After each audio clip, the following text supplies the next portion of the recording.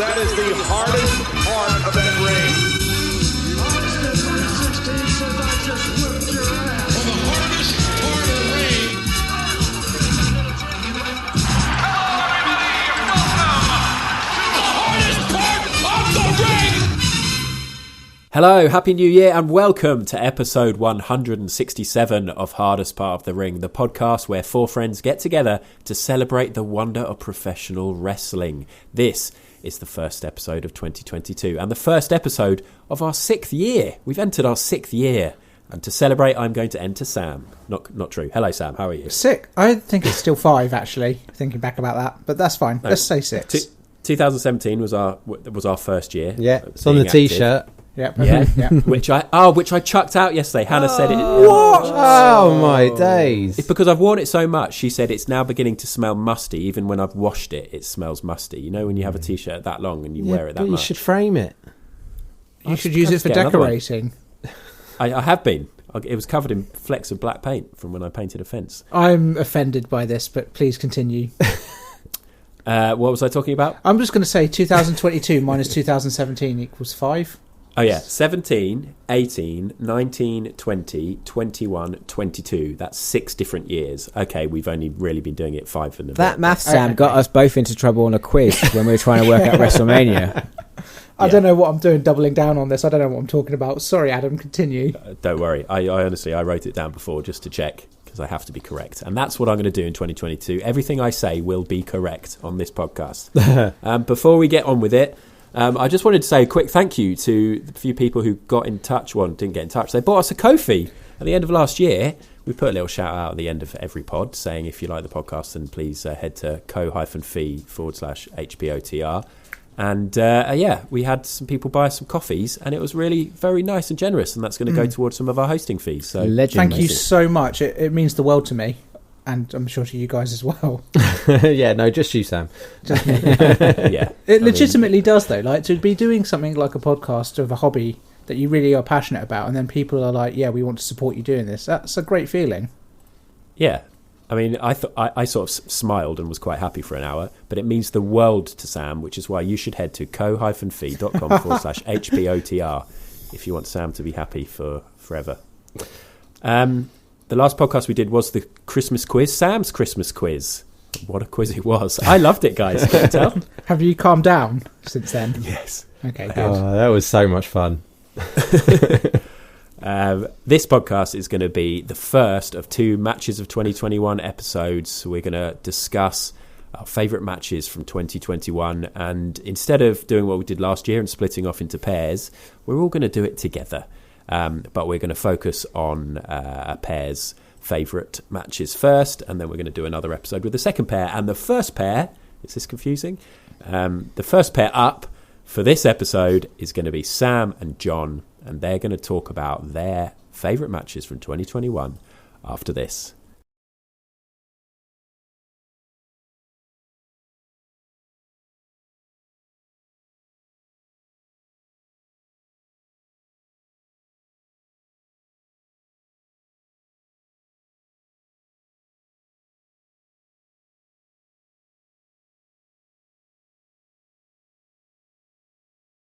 All right, before we get into speaking to Sam and Jon about their matches, Sam just pointed out in the break that I've started off this year terribly because I only said hello to Sam. Hello. Hello, Jon. Hello. And hello, Brett. Yeah, we know our place now, Jon. I know. Second fiddle. We said before this, we're going to try and be swift. We're going to get these recorded. You know, they're going to be nice, quick, bite-sized episodes. And then I've already messed up. And I also wanted to ask you guys, because it is the first pod back after Christmas, anybody get any wrestling-related gifts for Christmas? Nope. No. Nope. Oh, we're all too old now. our family and friends don't think we want that stuff when we actually do. Okay, cool. All right, so what we're going to do is pick out some of our favourite matches, as I said. What we've done is we've each picked out 3 that we're going to want to talk about, but we're all going to get involved, we're all going to chip in, and it means we're going to end up with 12 matches, the top 12 matches of 2021 as chosen by Hardest Part of the Ring. Sam is going to kick things off. What have you gone for? So I'm going to take you boys back to AEW Revolution, and I think out of all the ones I've picked, this is the one that perhaps rewatching it I've enjoyed the most. Is Team Taz versus Darby Allin and Sting in a cinematic street fight tag team match. Wow. Yeah. That's a mouthful, right? It sure is. There's a lot to love about this match that I'm really into. So the first is that I went into it kind of dreading it because I'm certainly on the back of a lot of WWE legends and stuff. Seeing someone like Sting wrestle is a little bit like, oh, do we really want this?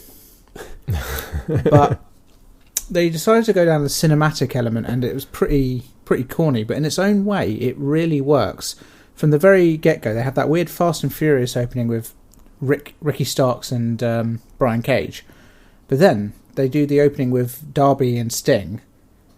Sting driving his pickup truck, Darby skitching, and you have all the hoodlums and the people in the street all with the Sting mask, kind of like just, yeah, kind of living life, I guess, as Sting. And just vibing. Yeah, then all the hoodlums turn up wearing the Sting masks, surround the ring in the factory in the undisclosed location.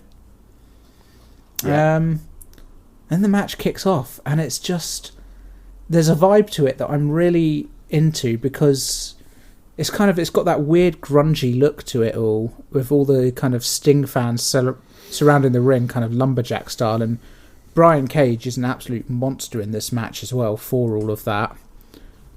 What's he got on his t-shirt? I saw it again when I rewatched it. Swolverine. Swolverine, that's it. Yeah. He looked massive in this. He's a massive guy, though, isn't he? Like, so big. Too big. Huge. I mean, yeah, definitely too big. What I liked about this match more than anything, really kind of cutting to the point of it, is that this match took one wrestler who I thought was over the hill, and I suppose kind of in a lot of ways it is over the hill. 61 he was. Insane. Oh, bloody hell. He's 62 now. Mad. 3 wrestlers who, if I'm completely honest, I was a little bit indifferent to, including Darby. And all 3 of them, I think, put on an absolute clinic in this match. Brian Cage is a monster, literally carrying Darby around by his belt buckle for half of it, suplexing upstairs. It's insane. Ricky Starks is a speed demon, and obviously Darby Allin doesn't care for his own health or safety, which is great. Yeah, I came out of this being a big Ricky Starks fan. I was like, I think he'd had a few appearances, hadn't he? And I wasn't like sold at all. And then in this, I was like, yeah, I get it now. I think that is what this match does best, is it kind of, Darby Allin is a good wrestler, and kind of Sting is a legend of the business, and I think they've kind of done a little bit poorly by Team Taz overall, because I think this was an opportunity to kind of build on something and they didn't. But I think this match kind of really highlighted how good Brian Cage and Ricky Starks were. Yeah, when you put this in the WhatsApp group as one of your selections, because you just wrote Team Taz versus Darby Allin and Sting, I was like, I can't even remember that. I don't know what that was. And then when I went and found it and remembered that it was the cinematic sort of street fight, I was like, oh yes, I'm well up for watching this. I've totally forgotten it, and it had loads of amazing moments, and especially, and we're used to it now, but seeing Darby just getting like ragdolled around when he gets chucked through that big pane of glass, insane, the window, and then it falls on his head. There are just loads of great moments like that, and it's a cool choice actually, and I enjoyed it more on the second viewing. I liked it the first time round, but I was like, actually, this is one of my favourite matches of the year. Just a really enjoyable match, and I think a little bit of a sleeper hit in AEW's kind of collection of matches. There's obviously a lot of kind of long-term storytelling, kind of brutal matches that they've had this year, and I think this one kind of actually stands out as an incredibly good match with definitely at least 2 underrated wrestlers in AEW's books. Yeah. I'm definitely up for them to do more in this vein. I think it's a real shame that they've kind of split Cage and off from Team Taz, because they've not really done anything with him. No, it seems weird, because he does need like a mouthpiece, I think, Cage. It sounds to me like he might not be long for AEW, to be honest. Interesting. But, okay. Yeah. Well, I think that's a great start. something very, very different. And I wonder how many people would have expected that to creep in to our top 12. But I am glad you picked it. John? So my first pick is Britt Baker versus Thunder Rosa from 11th of March. In the run order, it says St. Patrick's Day Slam, but in my notes, I put the Paddy Throwdown. Nice. So this was like a Smout match back in March, and I remember watching this and just being completely blown away by just the brutality of it. I've not seen a lot of like women's hardcore death matches before. I think You've searched them out. Yeah. Try it. You're always searching. I get that Google alert, but it never pings. It's never ever pinged. So to see this level of like blood and just carnage, I just found amazing. Like it really did blow me away. Like how hard these two were going at each other. Like I love Thunder Rosa because she is stiff as fuck, and Britt Baker she will take so much damage. It's like she's broken so many bits and pieces of her. She bleeds all the time, but in this match she was just pouring blood. Like her surname could have been Rhodes. It was so much. I got real Asuka vibes from Thunder Rosa watching this, and that's kind of a cool thing. But this match was very much kind of the next step and evolution of women's wrestling for AEW. You're like, I think everyone would agree, women's wrestling in AEW's got a way to go yet. Yeah, But this was definitely the step up from this isn't very good to this is good. Like, this is enjoyable, this is interesting. And there are lots of cooler moments in this match as well, like Jade Cargill just being in the audience watching, Hikaru Shida doing the whole monitor watch thing. And you just watch it and you're like, oh, hold on. AEW are starting to build a women's roster here that is actually credible and interesting. Yeah, I think they've still got a long way to go, but they have made a lot of progress this year. And this feud feels like their $1 million women's feud, like Baker Thunder Rosa. It is the money one. I mean, yeah, Thunder Rosa for me is next AEW Women's Champion when they're ready to pull the trigger on that. I'd never seen this match, and I've been meaning to watch it. So I was really pleased that you picked it, John, so I had an excuse to actually finally watch it. And what immediately stood out for me is that it was from the pandemic era, and it was in Bayley's place. And how this match may have gone down in front of a full crowd. Because it was getting a good reaction, of course, but you just think, oh my God, like the kind of reactions that some of the other matches we're going to talk about in AEW have got, how huge that could have been. And then when I was Googling it originally, trying to find out about it and trying to find somewhere to watch it, there were so many articles from the time talking about the rematch is coming and the rematch is going to be money, and we just haven't had it yet. But maybe, yeah. They've done a good job building up Britt Baker over this time to kind of, from plucky person who gets their face broken to dominant champion. Yeah. Brett, have you seen this, or do you just refuse to watch any matches with people who have a similar name to you? Yeah, that. No, I didn't get around to watching this one, but it is definitely on my list to see. As a point of interest, has anyone actually watched Penelope Ford and the Bunny versus Ty Conte and Anna Jay from a couple of weeks ago? No, I heard is it sort of a similar vibe? Very similar vibe. Yeah. Really? I think I saw some clips from that. It is. If you are waiting for your Google ping alert to tell you about women bleeding all over the place whilst beating the shit out of each other, that's the match for you, mate. Ooh, dear. Good. Okay. Any other notes on that match? I don't think so. I was watching it going, okay, this is all right, and then it elevates, and then all the blood comes. Then Britt bleeds from her cut on her head. I think she went a bit deep with that blade. It's when they introduce the tax and she gets power bombed onto them. It just makes you shiver. What I really hated with that bit is when Britt brings out the tax in like a little velvet bag, the commentary team were like, "What's in the bag? We have no idea." Like, you guys have watched much fucking wrestling. It's one of two. It's either Jake the Snake's wrong. Yeah, it's either a snake or it's tax. Exactly. Okay, back to Sam. That's 100% AEW so far. Are you going to keep that up? Well, we all know this, don't we? Yeah, but it's for the listener Yeah, first. sorry, Adam, that was snippy of me. I don't know what's wrong with me.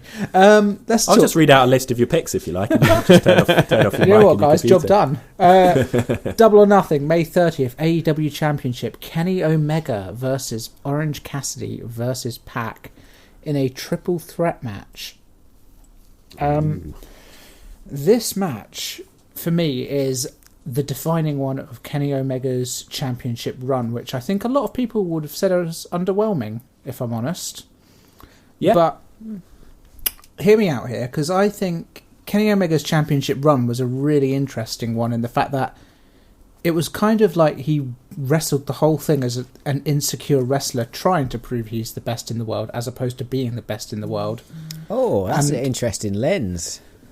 None more so than this match here, where he goes in thinking, this is meant to be a match of the two best wrestlers in the world. In my head, this is Kenny Omega versus Pac. What the hell are you doing here, Orange Cassidy? Yeah. And over the course of half an hour, 40 minutes, however long the match is, OC works his way into that match. He starts off with so many comedy wrestling gimmicks. He tries to pin them both like with a 1 count and then complains with the ref. And it's just like, you're not gonna put comedy into your main event over 40 minutes, whatever. Makes it work. He just about does enough to make you believe that Orange Cassidy could have gone over here or Pac could have gone over here.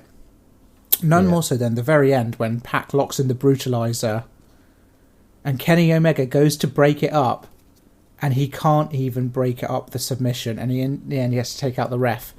And it's just like, this is perfect. This is so good because this is like a big wake-up call for Kenny Omega, who is, kayfabe, meant to be the best in the world, but as an insecure wrestler who's cheating and using Don Callis. Yeah, And now wasn't all of a there even a point that Cassidy had the pin, but Callis pulled the ref out? Yeah, so yeah, exactly. he did have the win. I just love it because it kind of... I don't think there would have been any doubt going into AEW when it first launched. Kenny Omega is a step above every other wrestler at that point in time, like kind of credibility-wise. Yeah. And what he did in this match was he just brought Pac and OC up to kind of... I would say up to his level. I Yeah. think they've been there for a long time, but this was just the stage to really demonstrate how good they are. Less so for Pac, who I think everyone accepts isn't a world-class wrestler, and more so for OC to kind of prove that it's not just a comedy gimmick. He's brilliant. It's interesting because Kenny Omega does feel like he plays second fiddle in this match. Like it is all about Pac and Orange Cassidy. Like they have all the big moments, the near falls. It's a really, really fun triple threat. Like it goes all over the place. I love the ending of this match as well, where Kenny uses all of the belts. So good. It's real yeah. Final Forgot about Fantasy special move vibes, Yeah. like grabbing all the swords or something. It's just like, you know what? Yeah, here's all 4 belts, and even then doesn't quite get the win. He has to do it with a. He does out wrestle Orange Cassidy in the end. He does get the crucifix pin. Yeah, because you think Roll Cassidy's up, but- won it, doesn't he? He pins him. It's like, this is it, 1, 2, and then he just turns it over into a crucifix pin at the last minute. It's a really cool ending to this match. Just, I love the frantic pace of this match. I feel like it starts strong. It kind of keeps it going the whole way. It never feels like there's a dull moment in this match. And yeah, I absolutely adore how this match finishes. And I think when looking back at Kenny Omega's title reign, this is the match to kind of look to. Nice. I just found my notes from the event because I didn't go back and rewatch this recently. And one of the things I had highlighted was apparently JR said, "What a sick match." Oh, right. He also said that So, yeah. Pac was from Wales in this match. Yeah, He does get called out on it. yeah, and then he got cross for being He called did. out on air for it. I was like, JR. Poor old Dear JR. Cool. Yeah. All right. John, what's your second match? Oh, okay. Is it another AEW banger? No, this Who's- is who knows? WWE. Takeover 36. Oh, it's in a night. Oh, thank God. Takeover 36. It is Walter The versus. final takeover. Is it really the final takeover? Yeah, last NXT takeover. What are they doing now? They just, 2.0? I don't know. They've got like 2.0. Vengeance and New Year's Evil, and they've started branding their pay-per-views. Yeah. Oh, on I a was gonna side say, note, what's the opposite of takeover? Relinquish control. NXT relinquish control. 1. Relinquish control, Triple H. Anyway, sorry, John. This is your moment.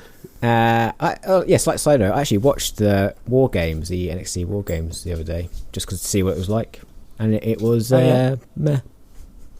Oh. Okay, good. Well, that's better than. But awful. what wasn't meh was Walter versus Ilya Dragunov from TakeOver 36 in the rematch from the match of the year last year, and surprise, surprise, they delivered an absolute fucking banger. Yeah, This match just leaves you speechless, right? It is. Yeah. I just leaves had me hard. such a smile on my face rewatching this the whole way through. Like Ilya Dragunov plays the perfect foil to Walter in this match, like the underdog, but he doesn't. He's not an underdog that just gets beaten up the whole way through. He gives as good as he gets. He does not stop like assaulting Walter all the way through. I get some real good Kota Ibushi vibes from Dragunov at points, just kind of switching into rage mode and going for it. No respect for his neck. Yeah, 100%. Whatsoever. I have one gripe, Oh, okay. and it's not about the match. It's when they introduce them, they kind of have the graphics on screen, kind of, Walter, 6'9", 300 pounds, whatever. And then they have a segment called Intangibles. Yeah, the intangibles. And then they list it, and it's not intangible if you're listing it. That's tangible. I'm furious. Oh dear. See, I didn't rewatch it. That's and I'm it. pleased Scrap I didn't it from see the that. pod. It's done. Yeah, I mean, if there's one match on this list of 12 matches that I kind of wish I had got around to rewatching, it is this one. I think It's my favourite match this year, I think, realistically. It is so violent. Yeah, Walter is so scary. Like every time I watch him wrestle, he's so big. Like even when they're just doing some mat wrestling, it's like, how do they even cope with that? Because he's just colossal. He's also so fast. Like this whole match is so frantic throughout. Like there's no real rest holds. They're constantly at each other.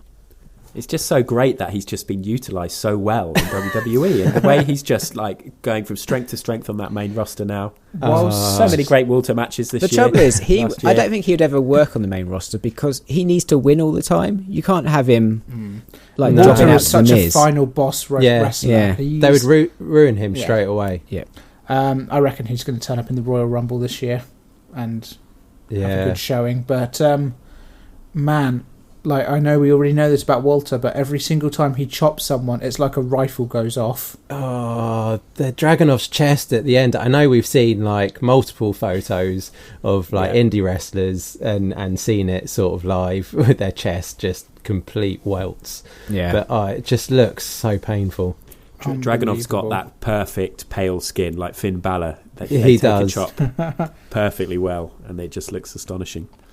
Just like when I chopped you, Sam, when we watched that Royal Rumble. Yeah, man. Good times. Similar? Yeah, exactly the same. SummerSlam, wasn't it, actually? Because we were in shorts and T-shirt.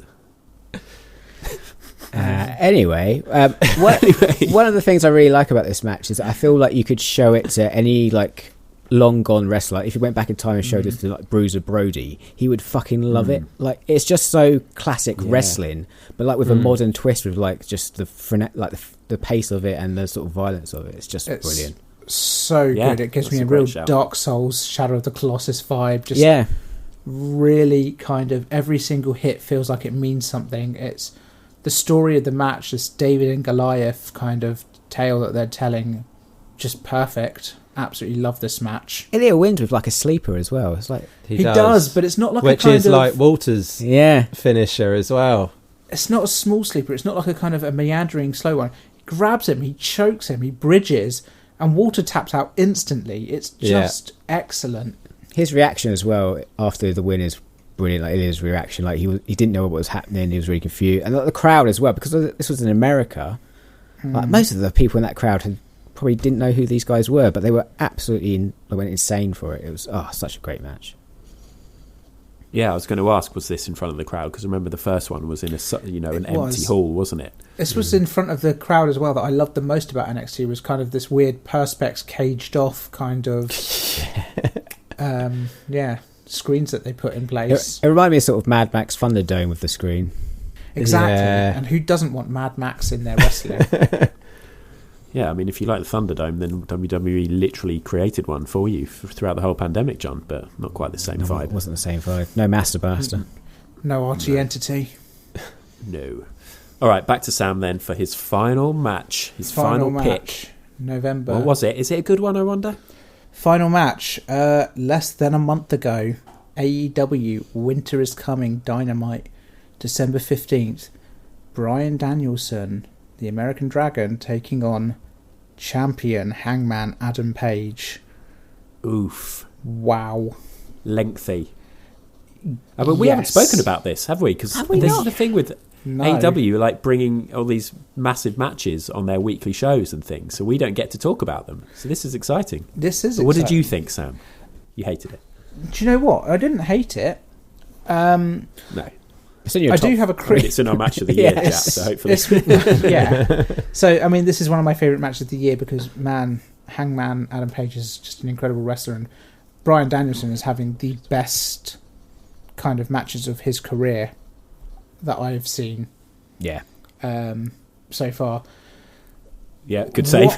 I would say I don't like the fact that kind of Bryan Danielson had a draw not too long ago and now he's had another one, but my goodness, this match is just like 60 minutes of two people beating the crap out of each other and somehow having the cardio to keep going just no matter what. 55 minutes into this match, Hangman Adam Page eats a DDT onto the concrete. Oh yeah. After basically spending most of the match bleeding out, and they get back in the ring and they keep fighting, and Hangman is going to win and the time runs out. That's just wild. I do love a time like limit draw. I know they've done it recently. I don't care. I love it. I think the drama of it is insane. The story of this match... Did you predict it, No. Sam, when you were watching it? Did you think this is going to a draw? What did you think as was going to it happen kind of as it hit progressed? as it hit the 35-minute mark or so, I was like, Yeah. okay, yeah, right, they're gonna go to a draw here, because it just kind of felt like they didn't want to kind of hand that loss to Danielson yet, but they didn't want to make Hangman look weak or kind of lose on his first defense after such a long title chase. It felt like that is something I would hold against it, is that I felt like the result was a little bit predictable. But that said, like, just this match is incredible. They tell a great story as well with Hangman working the knee and kind of Danielson coming in really cocky and doing some great heel work as well. And over the course of the match, you know, his whole thing is doing these jumping jacks and cardio when he's not wrestling. And slowly but surely, Hangman wears down the knee, and it gets to a point where Danielson is outside of the ring, and he's doing jumping jacks on one leg, and he just looks really pathetic and weak doing it, because it's like, you're trying to play a big game here, you're trying to be cocky, but you've been dragged into the mud here, and now you're in a real fight. Yeah. It's interesting, isn't it? Because when I think back to it, I can't think of loads of like Hollywood moments or massive moments, or I mean, I'm sure that's just partly because of having a bad memory, but the most impressive thing for me was that it was an hour-long match of them going at it. Yeah. And it's getting to watch them both wrestle each other and that cardio, like you say, instead of there being like moments out of the ring, big... Oh, I suppose there was a big spot with a table, So but that was this kind is of the thing, weird. is that, like, especially Hangman Adam Page matches, I don't think there are huge spots or anything. I think he's just a very consistently good wrestler who's kind of always striking, always punching back, always getting in their face. There are maybe a handful of spots. He does jump off the top rope through a table, clotheslining Bryan. He does kind of get smashed into the ring post and get opened up like nothing else as well. But yeah, generally, he's just a explosively consistent wrestler who will just kind of tough, just get up, keep fighting. And that kind of coupled with his lariat game is just a really kind of interesting watch. Yeah, all you need is a good lariat. Well, it does get you a long way. Yes. You didn't watch it at the time, did you, Brett? Have you caught up, or did you watch it? No, at the I've time? realised it's a different match I have watched, so I haven't watched this one yet either. Ooh, okay. Yeah. I was unable to find it, so... This is the difficult one, because how do you feel knowing that it's the hour? Because I think if I'd known it was going to be an hour, you kind of like, well, like this first 20 minutes is almost pointless. Yeah. It's weird, isn't it? Yeah, I mean, I definitely would still watch it because, you know, I mean, like most of the matches we're talking about is like both these guys, you know, you just love these wrestlers, so you're there for what happens. Okay, well, yeah, I think you should find the time then. Maybe straight after this. Maybe not. Okay, I'm sure there's probably plenty more we could say about that, but we've got a lot to talk about tonight and on next week's episode. So we'll go back to John for his final pick. Yes, so continue the Daniel Bryan train. My final pick is Daniel Bryan versus Roman Reigns versus Edge at WrestleMania 37 Night 2 main event. 2 WWE picks for you. I know, I was surprised as well. Shocking. I mean, this is a fucking great match. I loved it. This is loved WWE at their very, very best. Like, they're so good at these like triple threat matches, especially at the main event stuff. And it's just three of the top stars just putting on just a frantic masterclass of a main event match. Oh my god, I love this match so much. Like before this, like I've not been a big fan of Edge's return. I wasn't never a big fan of Edge when he was in his prime, but he is so good in this match. Like, he's throwing himself around left, right, and centre. There's that amazing double spear with him and Roman that looks so cool. Daniel Bryan's running around doing loads of knee strikes. How do you feel about Jimmy Uso getting involved so early and so late into the match? Liked it. It followed the whole Roman storyline. I don't mind that stuff. Yeah. I like the fact that kind of they get the Jimmy Uso stuff out of the way early by kind of the early strategy being Roman chucking them both out the ring for Uso to kind of do the damage, and then eventually he gets taken out of the match, because it's kind of like you don't want the spectre of him kind of wandering around the ring for 20 minutes waiting to kind of get involved. It makes it so much more impactful when he comes back towards the end. Yeah. And when they took him out, like Edge's DDT on those steel steps, it looks... Oh, yeah. The execution. Sick. One of his many Edge-themed moves. This match has had proper big fight feel to it, actually. And I was just thinking, I don't think AEW have quite got there yet. They can't quite match WWE in terms of WrestleMania main event, incredible entrances.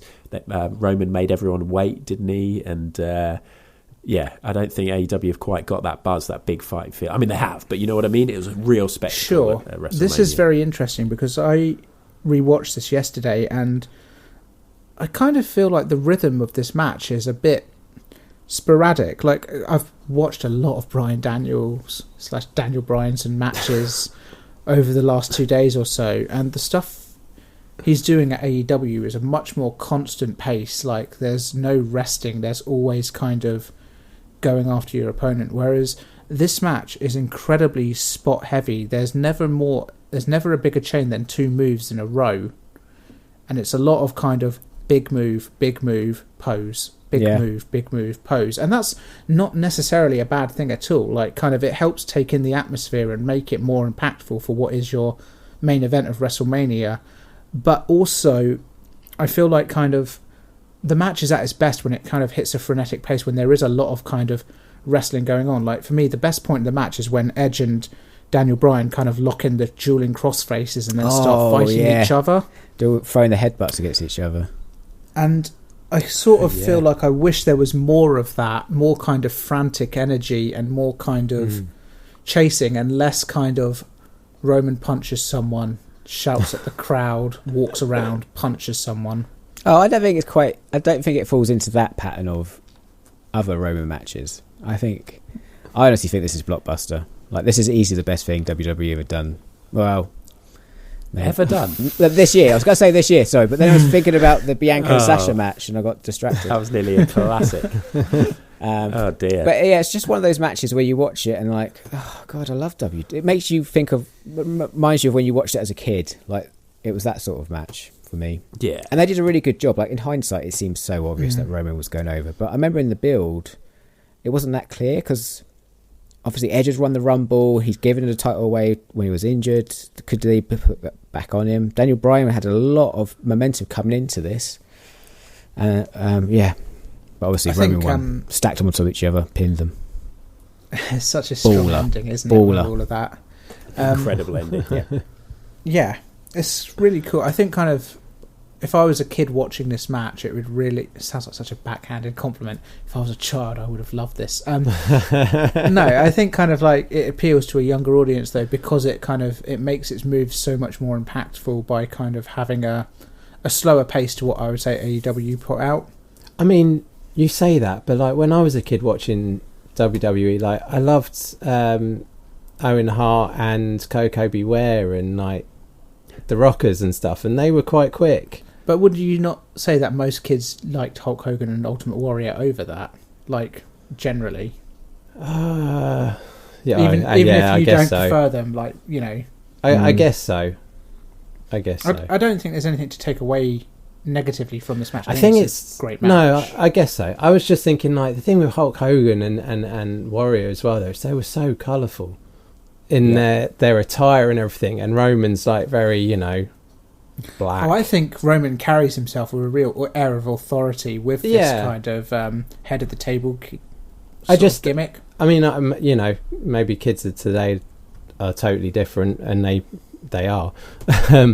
But I was just thinking, like, you know, yes, he's a big dude, but he doesn't really catch the eye in any other way. He's a good-looking chap. He catches my eye. Those teeth, they catch the eye. And this was like one of the first times, you know, they had a crowd back, wasn't it? Yeah. And the crowd were chanting "Roman sucks," and Roman was getting angry. Wasn't it weird hearing his old music again? Oh yeah, I didn't even notice that. Yeah, I didn't rewatch this because I just know I absolutely fucking loved it. But I might have to go back. But it was so great. I've just gone back to my notes and I've got like 2 pages of absolute. Look at all those jokes he's written.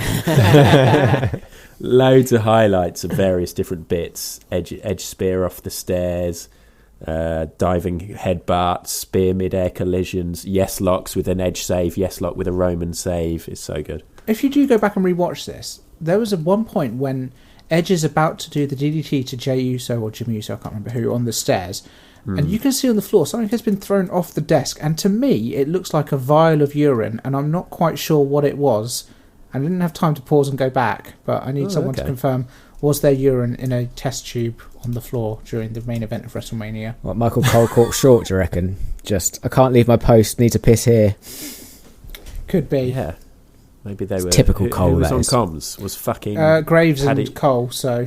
Okay, so it wasn't our, you know... that No, but I nutbag. wouldn't put it past Michael Cole to piss in a bottle. No, I thought maybe they're constantly having to drug test Pat McAfee because... this is pre-McAfee. hyper. Yeah, it was, wasn't it? Oh, halcyon days. Cool, brilliant, great choice. That is my second favourite match of the year. You've got my first favourite match of the year coming up in the next episode, which is a nice teaser. But those are Sam and Jon's favourite matches, or at least their 3 matches that they selected to talk about. Because let's face it, all 12 of these matches we all love for different reasons, I think, pretty much. Sam, give us a quick rundown of your 3. Top 3... Is that a good idea? Top 3, Team Taz versus Darby Allin Sting in Cinematic Street Fight at AEW Revolution. Kenny Omega versus Orange Cassidy versus Pac for the AEW Championship at Double or Nothing. And Bryan Danielson versus Hangman Adam Page for the AEW Championship at AEW Winter is Coming. And John, just in case listeners want to seek these matches out. So mine was Britt Baker versus Thunder Rosa. I'm sticking with the Paddy Throwdown. Walter versus Ilya Dragunov at NXT TakeOver 36, and Bryan Daniel versus Roman Reigns versus Edge at WrestleMania 37 Night 2. Nice. Before we do move on and wrap things up, Sam, John, any other quick and honourable mentions? Don't list like 10 each. No, I've got one that I think John will agree with. Bryan Danielson versus Minoru Suzuki. Yeah, I was going to mention that. That's a killer. Bryan Daniel versus Eddie Kingston. Do you know what? Just Bryan Danielson versus. That's my match of the year. Even CM Punk, Eddie Kingston. It wasn't the greatest Yeah, match, no, but that one of the was- greatest No, programs. that was a really good match. Good match. Great match. Walter versus Ciampa was really good as well. That nearly made it on. Ooh. Yeah, I'd forgotten about that. Anyway, now you know that none of those matches are going to feature on the next episode when Brett and I talk about our favourites, but there are some big ones that we haven't mentioned yet, so definitely tune in next week when you will hear Adam and Brett discuss their top matches of 2021. Brett, how do people get in touch to tell us theirs? They can send their emails to hardestpartofthering@gmail.com. They can find us on Instagram and Twitter. We are at hardestpartpod, and they can buy us a virtual coffee at ko-fi.com/HPOTR. Thank you very much, Brett, and see you next week. I'm looking forward to discussing our matches. Thank you very much, Sam. Thank you. And thank you, John. Thanks, guys. Thanks for listening. That was The Hardest Part of the Ring. That is the hardest